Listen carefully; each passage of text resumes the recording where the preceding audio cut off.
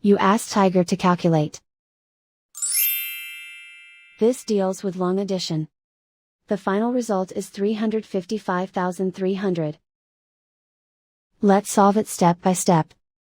Rewrite the numbers from top to bottom, aligned by their place values. Add up the digits in each column, from right to left. 0 plus 0 plus 0, equals 0.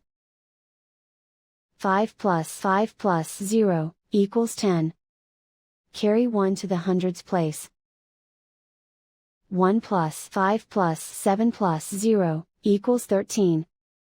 Carry 1 to the thousands place.